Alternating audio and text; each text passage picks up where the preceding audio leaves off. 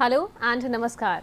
Good afternoon. Welcome to NCERT's live interactive program. I am Simran Singh and you have all connected with us through eVidya channel number 6 to 12. Besides this, there are so many different mediums through which you can all connect with us. You can either participate in our live conversations by raising your questions or your queries in the comment section of our YouTube channel that goes by the name NCERT Official. And learners, once again a very warm welcome to each one of you because this is the 5 days 5 hours online training session for all of you, and we started it on 5th of August. And let me apprise you that it's the third day of our online training program on financial safety in cyberspace. So we are all consuming cyberspace in one or the other way, either to make the digital payments or for any other purposes. So it is very important to be financially safe, secure, understand more about the different aspects of financial security. And today, in the third day of our online training program, we are going to discuss more on financial fraud detection and recovery. For example, if someone has fallen a victim of financial fraud, what all you can do, where you can actually address your grievances, and at the same time how to be very safe in this digital space. We will be discussing also about the tips and the suggestions for all our learners, and let's quickly have a look at the screens in order to understand more about the 5 days online training program. So this is the official website of CIET, ciet.ncert.gov.in. So there are a lot of options available for you. You just have to click on activities. Under activities it says workshop/training. Once you scroll down, you will get to know that we started our training program on 5th of August and 9th of August. We are going to conclude the series for all of you. Just click on online training on financial safety in cyberspace. Let me also apprise you that CIET NCERT is conducting this program in collaboration with I4C MHA. Now, this is a detailed program schedule. Like on 5th of August, we discussed about the recent cybercrime trends and financial frauds and CFMC. Yesterday, the discussion revolved around cybersecurity threats, intelligence and forensics in the financial landscape. Today, it's the third day of our online training program. So, we are going to discuss on financial fraud detection and recovery. And in the similar way, for the upcoming 2 days as well, you can have a look at the topics that we are going to discuss at length. And viewers who all can participate, whether it's the students, teachers, teacher educators, parents, administrators, you can all participate if you are interested in our live conversations. So feel free to type your messages, even your feedback and your questions in the comment section of NCERT Official. Now, this is a detailed program schedule where we try our best to upload the presentation links, the video links, in case if you have missed watching any of our programs. You don't have to worry, because here you can upload the different, here you can have a look at the uploaded video links and also the presentations of the resource persons for the particular day. Now, scrolling down and moving ahead, we get to know how we can participate and register for the online course and access the post assessment or the post session activity. Step number 1 is registration. Just click on this link and you will be able to see a registration form, or by scanning this QR code, you can register yourself for the 5 days, 5 hours online training program. Step number 2 says about watching the live training sessions and learning about the topic. You can connect with us through PM eVidya channel number 6 to 12 and NCERT Official, that is our YouTube channel. Now, step number 3 is quite important. If you are interested to earn a certificate, then you need to do the following. For example, joining the online course that will be launched on Diksha portal. The course link will be open till 30th of March 2025. Joining the course, going through all the 5 videos, taking up the final assessment in the course, and you can attempt the assessment only thrice, and if you score over 70%, then you will be able to receive a certificate from CIET NCERT. We emphasize the fact that your feedback matters a lot, so you can share your feedback with us by clicking on this feedback form right here. Submit your feedback, or by scanning this QR code also, you will be able to access the feedback form. Again, if you have any questions, any queries, so feel free to connect with us through our contact number. This is the IVRS number flashing on your screens. It is 8800440559, and also you can share your questions with us at this particular email ID, that is training.helpdesk@ciet.nic.in. Well, moving ahead in the conversation, let me introduce you to our today's resource person. Through online modality, we have with us Mr. Rushi Mehta. He is a Senior Program Manager at I4C, Ministry of Home Affairs. Namaskar, good evening. We welcome you, sir. Namaskar, Simranji. Thank you. for having us. Yeah. Well, viewers, you know the different mediums through which you can connect with us. So keep sharing your questions in the comment section. And towards the later half, that is the later segment of this program, we are going to answer all your questions. We will try our best to address your queries. So, sir, without further ado, I think that we should begin the conversation. Yes, sure, we can. So, thank you for the introduction, and thanks NCRT for having I4C on its prestigious channel. It has always been a pleasure for speaking with NCRT and educating the teachers and students as well. So, today's topic, let me start straightforward. The topic is financial fraud detection and recovery.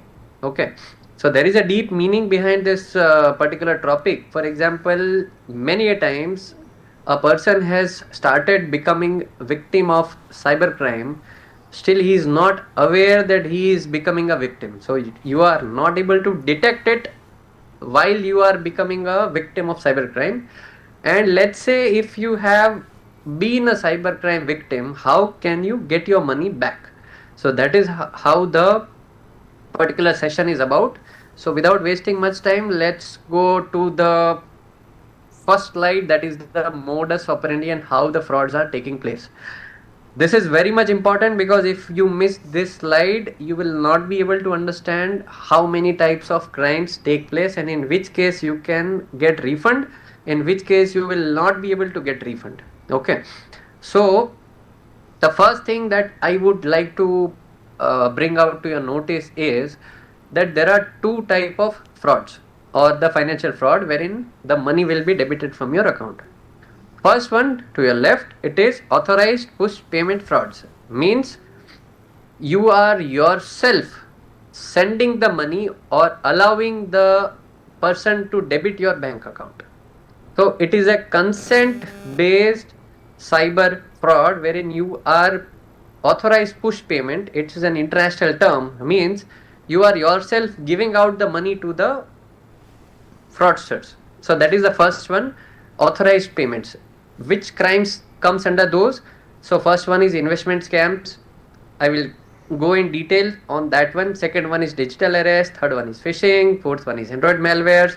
So these are the four major crimes that we see on National Cybercrime Reporting Portal, wherein you yourself deposit the money without anyone's force. You don't know that someone else is fraud and you are giving the money. So that is called as authorized or consent based payment inside the criminal's account. So that is the first one. Second one is unauthorized payment. So what do you mean by unauthorized payment is you are not aware that your account, your hard earned money is getting debited. So that is called as unauthorized payment. So which includes card cloning, biometric cloning, data breach or SIM swapping. So I have marked a star here because it requires an additional analysis, research and investigation. But let me put it simple.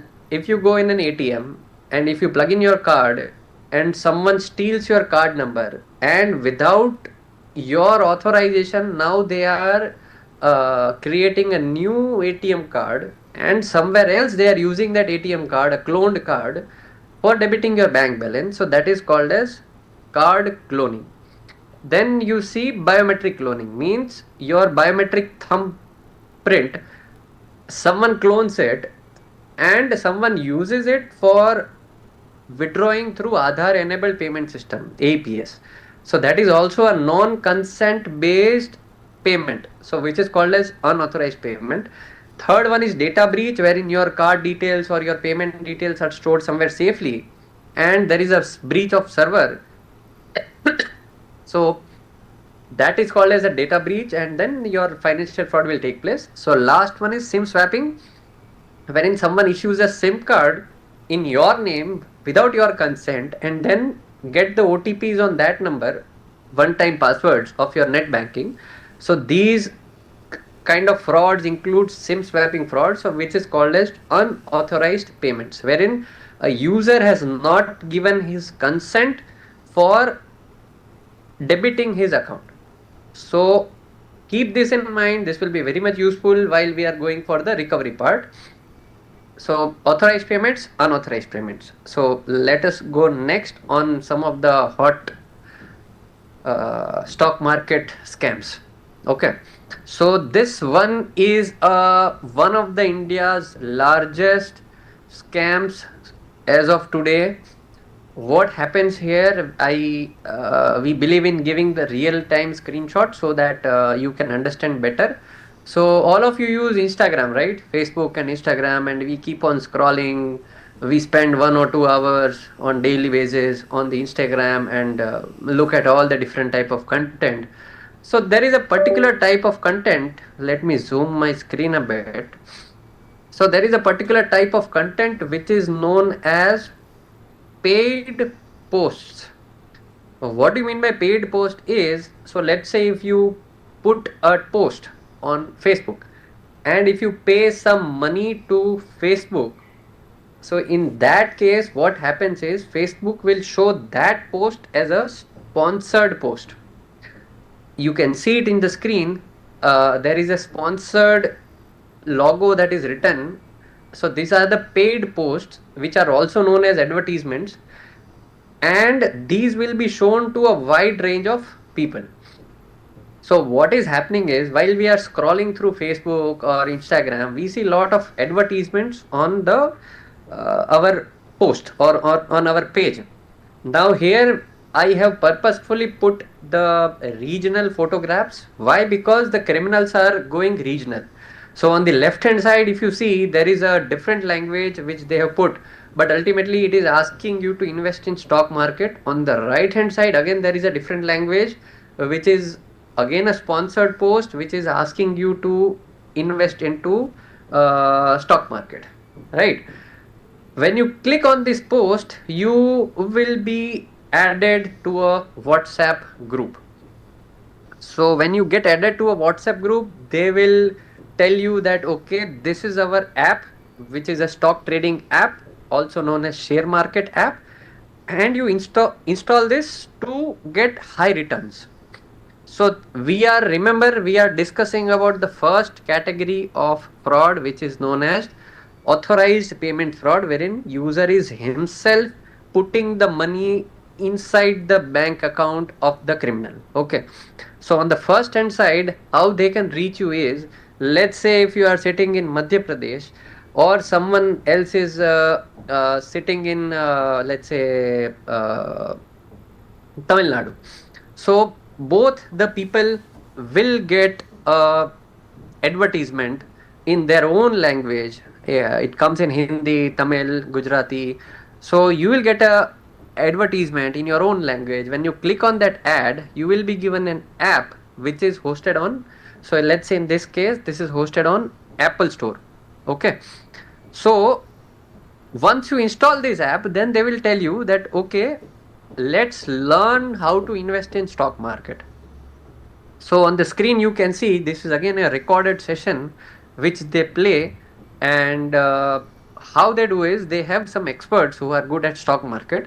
So now they will ask you to learn for 1 hour. So you can see on the screen there are around 59 minutes remaining here. So if you can see, 59 minutes remaining means there is a lecture which is going on, and they are taking the session. So what happens here is you get a trust that yes, I think because they are teaching you, and in India you respect teachers, right? They are gurus, so there is a very good connection that okay, someone is teaching, so there it must be genuine. So you are listening to the lecture, they are teaching you how to invest in stock market, and left hand side if you see, I have marked it as fake users. The user list is 16,069. For that means you feel that there are 16,000 users who have connected to this platform, but it is fake. This entire infrastructure is fake. So next, now what next? So first what they did was they gave an ad. Second one is they gave a classes. Now third, they gave an application to install. You have installed it in your mobile phone. So now what they will do is they will, let me go a bit inside the stock market. So now what they will do is they will show you the ongoing IPOs.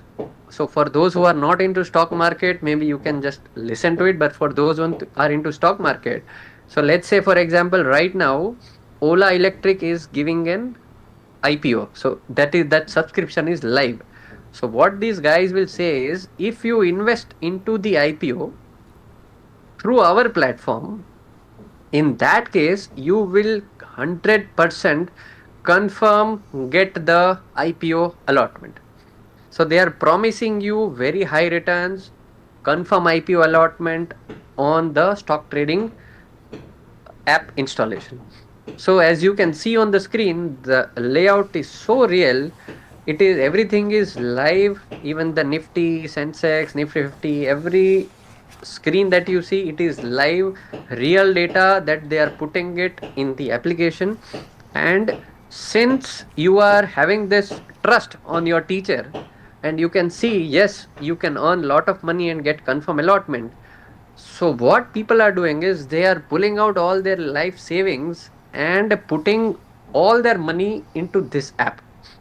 Now, what happens is, once you put money here, it will show that yes, your application has been submitted, and we will tell you after 7 days whether you have got the allotment or not, for example.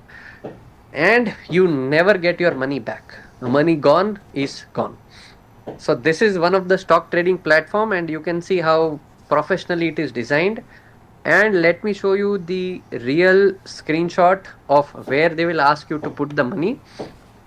So this is the last step of the scam that lasts for 10 to 12 days. So here, if you can see on the screen, which is the fourth slide, there is a company name I have highlighted in red, Sri Ganesh Enterprise. So they will give you a bank account and an IFSC code so that you can deposit the money into this particular account. So how does it work? I think in the first session this must be already discussed, that there is a concept of mule accounts or rented accounts. So Sri Enterprise is one of the rented account which they will send it to you over WhatsApp, and it is so professional that you can see the chats, everything is written in English.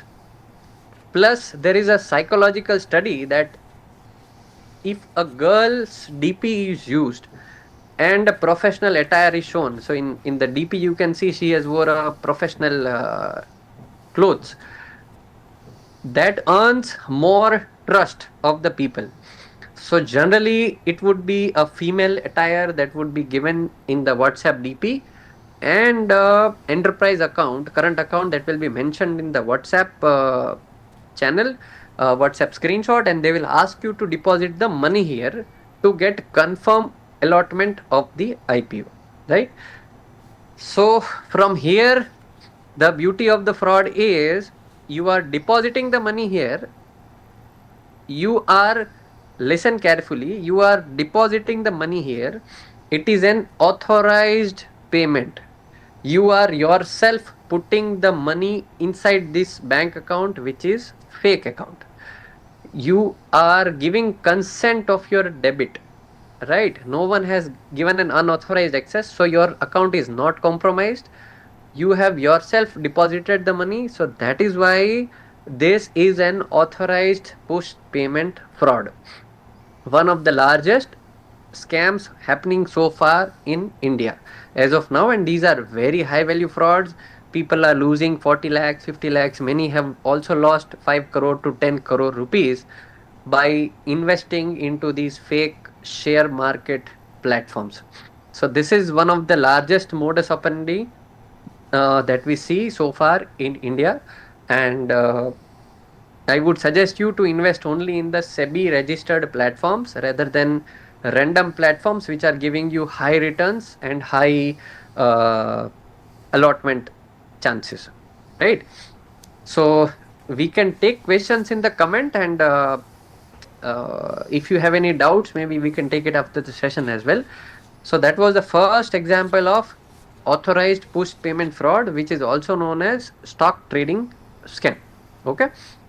Now let us go to the modus operandi number 2. again, which is very interesting and sophisticated method of scanning people. So I hope you can see my screen with one fake police officer who is standing on the right, and lot of Skype IDs on the left. So what is this? Let me brief. You get a call saying that your parcel has some illegal content and you will need to file an FIR with Delhi police or with Mumbai police. Okay. So here what happens is you are afraid that someone would must have sent you a parcel, and it may be true. So you are ready to file a complaint with Mumbai police, and now they will ask you to come on a video call. Okay. As soon as you come on a video call, you will be asked to install Skype platform, and you search for Mumbai police or CBI or Vasant Kunj police station. So what happens is you trust police. So you, and they have put a DP of the police station or that state police. So when you click on that, you can see the DP as it is very authentic. Once you start the video call, they will not allow you to change your seat, or even to get up, or even to drink water many a times. And they will make you sit in front of a VC or a computer for couple of days as well. So on the right hand side, if you see, this is a fake Delhi police officer, and I will not reveal the detail, but that photo is not taken from India. So this guy is sitting from outside India, and he is making you to sit in front of you saying that I am from Delhi police and you have done a crime. Then you will be made to pay a very big amount for removing your name or for closing the case, saying that these are the legal fees that you need to pay for closing this case. So this is the digital arrest scam, again, which is very prominent. So remember, I would repeat, it would start with a call. What call? It would be coming from a parcel or a bank or TRAI, telecom regulator, government, that you have done something illegal. Let's come on the Skype call. They will make you to sit in front of the Skype, blackmail you, and then they will extort the money from you. So this is also a form of online extortion. So now once you pay the money to them, many people are going to the bank branches and they are paying a hefty amount of 50 lakhs to 1 crore as well, because they are afraid, they are frightened. So here the fear is induced and the people are paying that money to the victim. So that is how this digital arrest scam takes place. Also, I would repeat, this is an authorized push payment fraud. Means you are yourself giving consent and depositing the money into their account. So it is not an unauthorized fraud. So this is called as digital arrest scam. Third, now let's go a bit lightly technical. So what is happening is, in Google, if you search for customer care number, let's say if you have booked a ticket on IRCTC, okay, lot of people travel in railways, and many times our plans cancel because of any reason. So when your plans cancel, what you do? You go to Google and search, I want to cancel my ticket, right? You don't directly go to IRCTC and cancel the ticket, but you say that I'll go to Google, it's easier. So once you go to Google, you will get lot of search results. Now again, here it's a trick. Once you search for ticket cancellation, you will get ads, which is called as sponsored results. And I'm showing some very much live screenshots. So you will be shown that yes, we will help you to cancel the ticket. You can call on this number.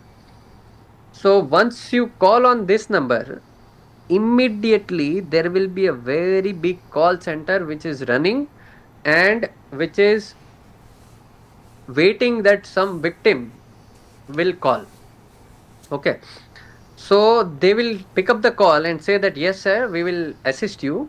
But the preliminary condition is you need to install one app which is called as customer support app. Okay. So they will send you this app for ticket installation and ticket refund. So if you see this app, how does this app look like? They have forwarded one app to you. The app name is customer.support.apk. So what a normal user does is he will install these application thinking it must be a genuine app, right? So once you install this genuine app, your phone will ask you to grant couple of permissions. So what permissions? One permission is SMS permission, phone permission, storage permission. So essentially, what you are doing is you are giving the access of your phone, entire phone, to someone by installing this particular app. Now you must be wondering what is .apk. So what is .apk? .apk means it is an Android installer or Android package. Similar to in Windows, we have an exe file. So when you double click on that exe file, the app get installed, right, in the Windows. Similarly in Android, when you install on this and click allow, this app will be installed. The only risk that this app is having is if you install this, your phone will get hacked. In simple terms, your phone is compromised. So that is how the Android malware is risky. Now, let me throw a question to you. I will not answer it. Is that if you install this app and your OTPs, which are your very confidential uh, information, or your accounts get compromised, is it an authorized mode of fraud or unauthorized mode of payments? Why? Because victim on the one hand has installed this malware, so he has authorized the other person to get the OTPs. And on the other hand, the victim doesn't know that OTPs are going to the criminals. So whose fault it is if the app is installed? So I will lay over my question for a while. I'll answer it afterwards, but this is how the Android malware works like.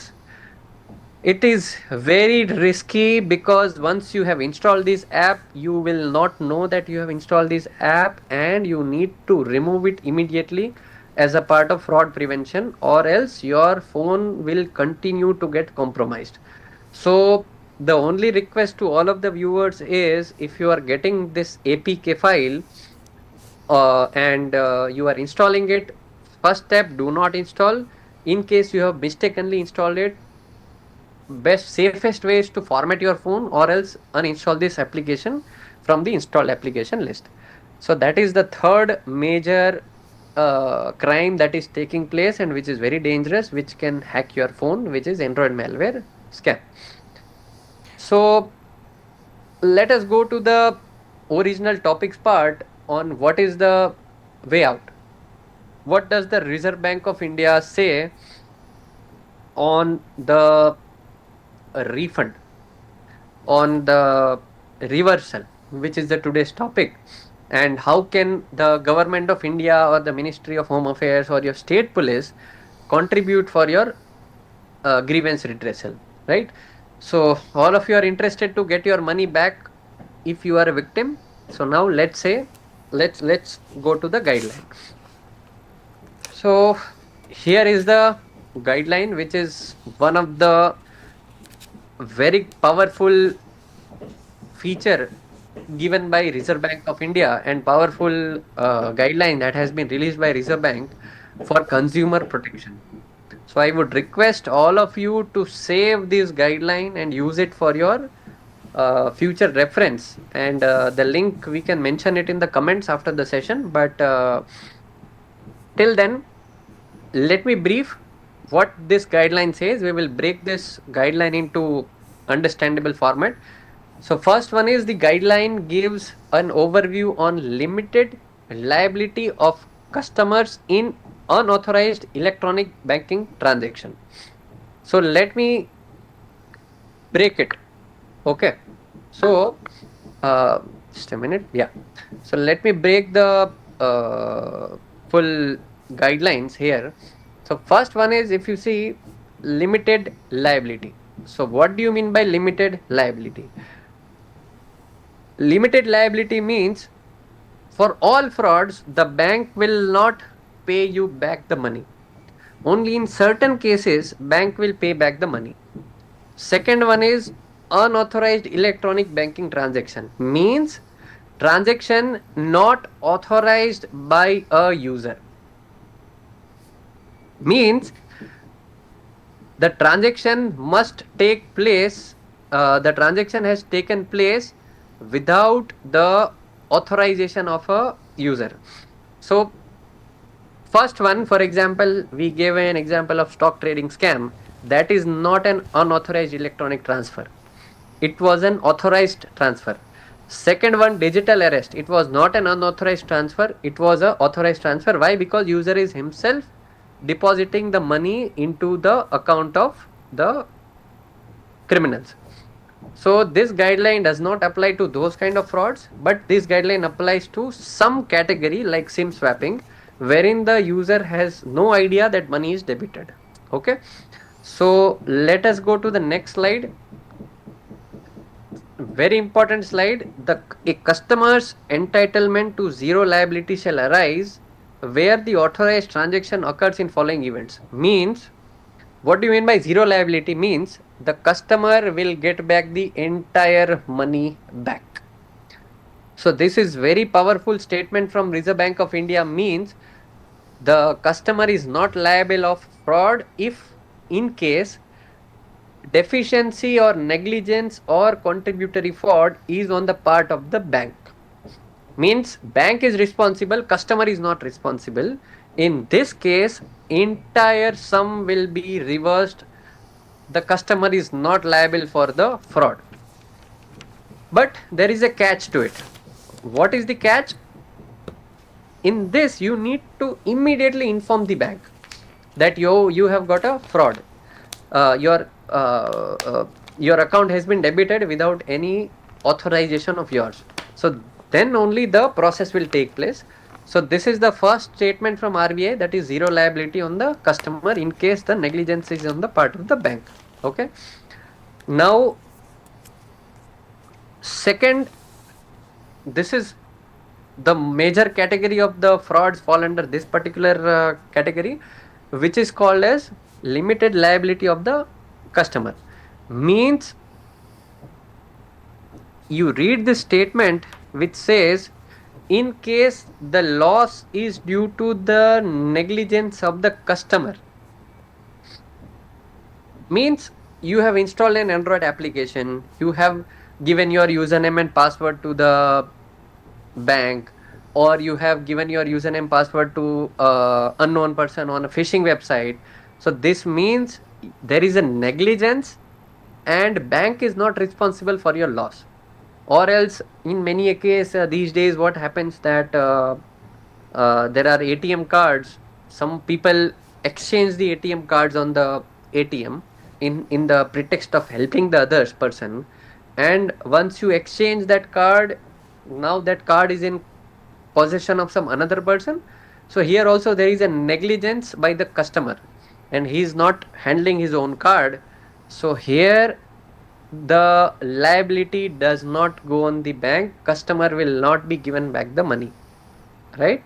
So we need to be very careful while handling our bank account, and you should not be negligent for to all the cyber security or the cyber safety issues. And yeah, and in case this thing occurs, then you will not be given the money back. But there is a catch. If the bank feels like internal board, if they feel that we need to give back the money, so they will do an internal investigation, then they can give back the money. So it is not like you will not get the money, it is on the discretion of the bank. But bank has all rights to say that the customer had been negligent about the transaction, so we will not be able to bear the cost. But ultimately, it's on the bank's decision. If bank feels, they can refund the money. Many a times we have seen a lot of refunds that has come to the customers, which is decided by the bank's internal policy. Right. So also there are some timelines that the complaint, if you can read the bank's board, but not exceeding 90 days, means any complaint which is coming has to be solved in 90 days of the receipt of the complaint. So this is very much important statement that RBI has given a timeline of a particular timeline to solve the complaint in case of such kind of financial frauds. So now this is all about the RBI's guideline.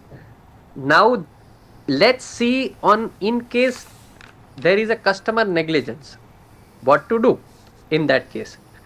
So if you have been a victim of cyber fraud, what you can do is you can call 1930 or you can visit cybercrime.gov.in. But we would recommend the faster option is the helpline 1930 because it would be a much faster operation because a lot of people are onboarded on that helpline. So in case you lost your money, save this number in your phone book. Also, you can check on Truecaller. 1930 is the National Cybercrime Helpline. You can call it and report your complaint. Also, one request to all the teachers who are there in the session that this should be a part of your training curriculum, that if you are teaching to your kids, at least you should have these two websites in front of them, that there is a facility available which is made available by government of India for helping citizens. And the beauty of it is it's a state center collaboration. So 1930 is a national helpline. However, the call will be picked up by your local state police, your local thanas, and the complaint will be taken by your local state police so that you can communicate with them locally. And then the back end work will be done by the state government in association with the banks and e-commerce companies. So it's a very beautiful center state collaboration project which has been established, and that is how the helpline works. So what you need to do is you need to call and say that I lost my money, and now I have lost my money. So this is my transaction number. So you need to keep your transaction number handy. After your transaction number is given to the helpline number, now the system will function by itself, and it will try to safeguard your lost money. So what will happen is, if your lost money is there in the system in the digital form, then the system will try to freeze it or stop that fund from going in the hands of the criminals. And if your money has been successfully saved in any of the digital channels, you will get an SMS, which is shown here. It's a very recent SMS showing that your acknowledgement number, ticket number is this, and your 1,32,000 or 92,000, 98,000 has been put on hold. What does this mean is, you had lodged a complaint on 1930 and the system tried to save your money, and they have saved your money also. So now they have given you an intimation that whatever you have lost, whatever the property was stolen, somewhere it has been seized. So 1,32,000 you can get back now.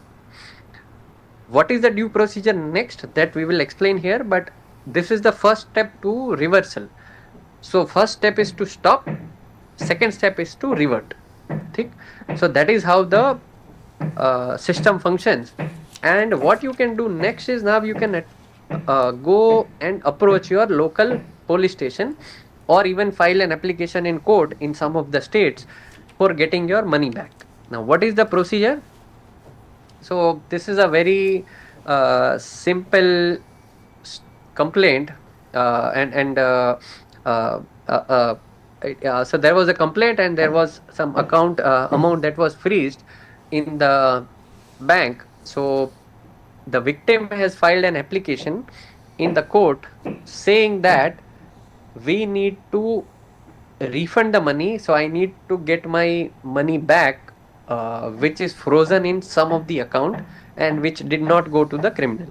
So this, I'm sorry for the new sections. I think one I have written here 102, but I mean you can understand that. So there is a Bharatiya Nyaya Sanhita, which is very powerful a new law that the government of India has bought. So what you can do is you can have this sample application. So this is a Gujarat police SOP, and this application is filed in the court saying that I have got a message that my 1,47,000 is frozen. Now I need to get my money back. So then this application is evaluated, and a court issues an order after verification from the police saying that you refund the money back into the account of the victim. So here in the first step, what you have done is you have given your own account, that this is the account from my account, the money was withdrawn, and this is the accused account where the money had gone. And here the now court is giving the order to the bank that yes, we have verified, now you revert back the money into the original person's account. So that is how you refund the money back, and it's a legal procedure which is adopted by Gujarat police, and maybe it can be replicated in the other states as well. But we just wanted to show how things operate on this particular arena. So many small banks or small payment aggregators may refund the money without these orders, but in general it is a practice that you need a court order for refunding back your stolen property or the stolen funds.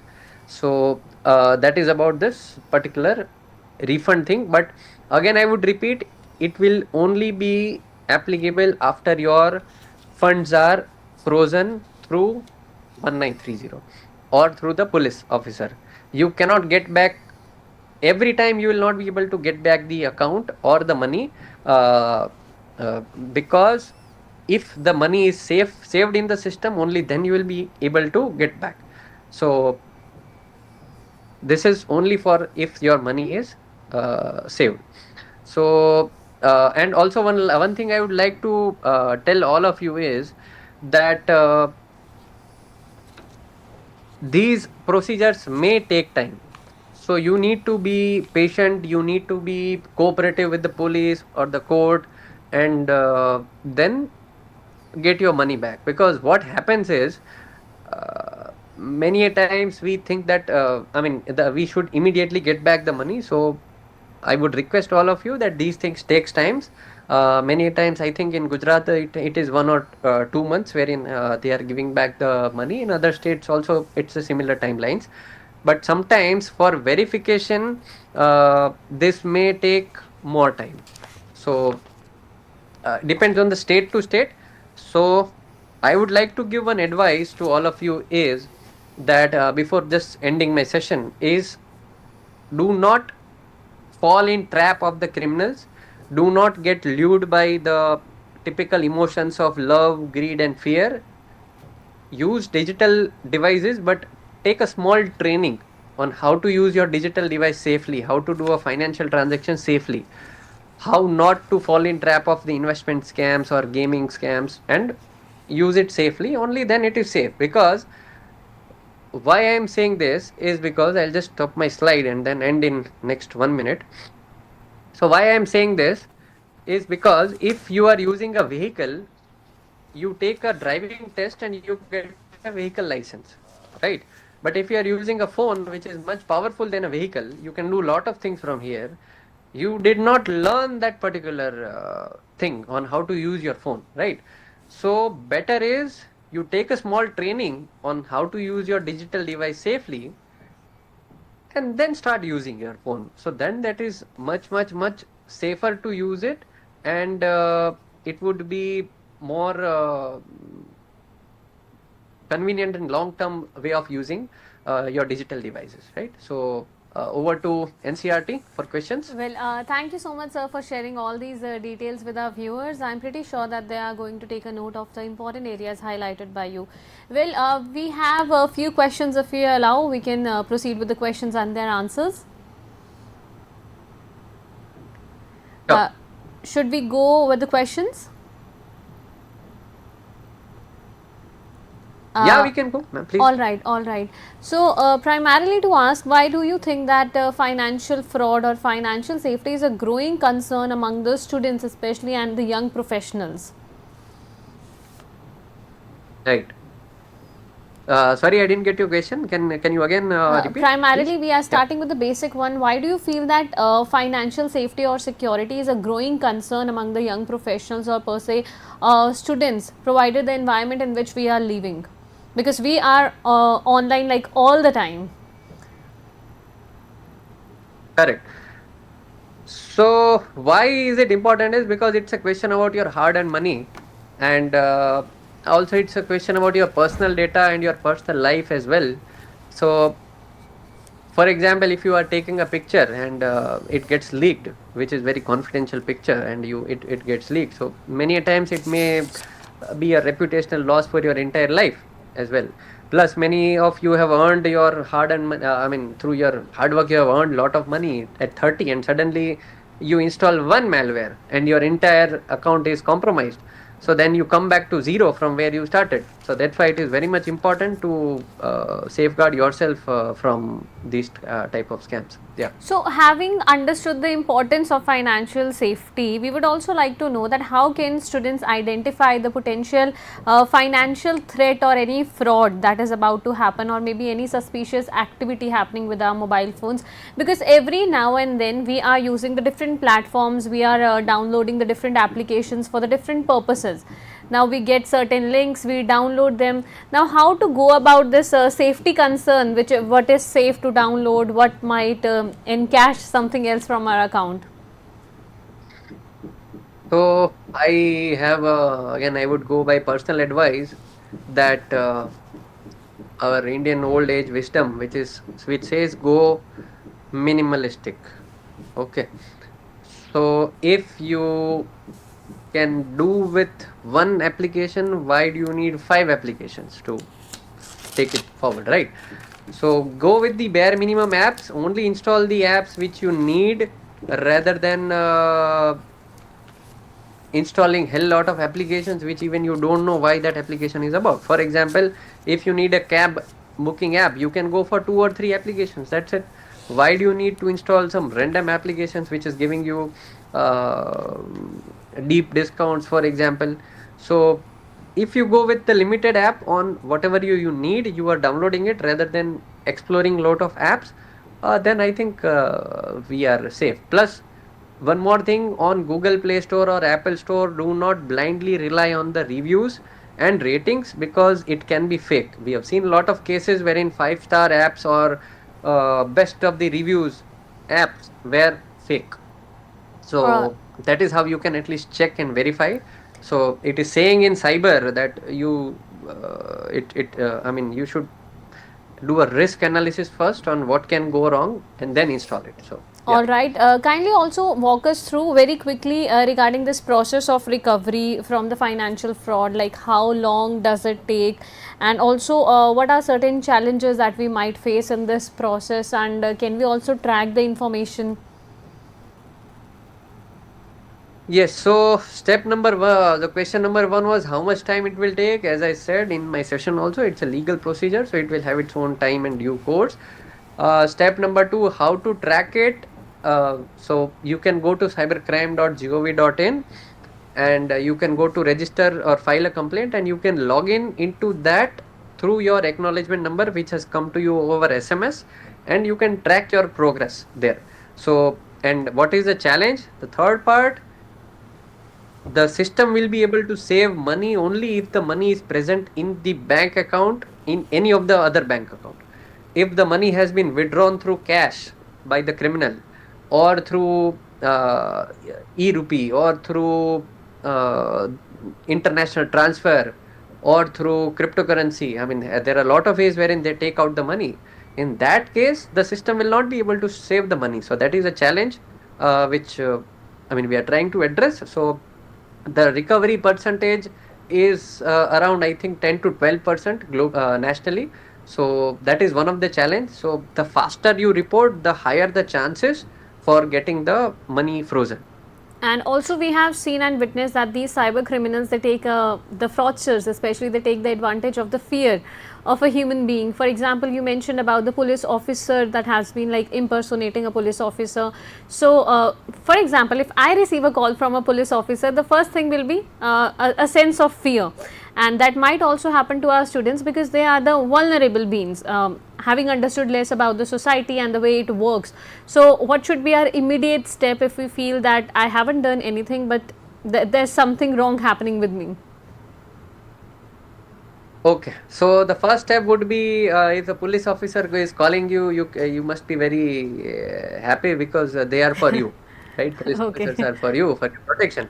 So number one is that, and you can best way out is you can visit the police station and say that I will come in person at your police station and let's speak one on one, rather than trusting someone whom you don't know, who is just calling you, and you know that these kind of scams are happening on the digital world. So better is to verify it offline and then sort out the matter. And once you are clear that you have not done anything, then why fear?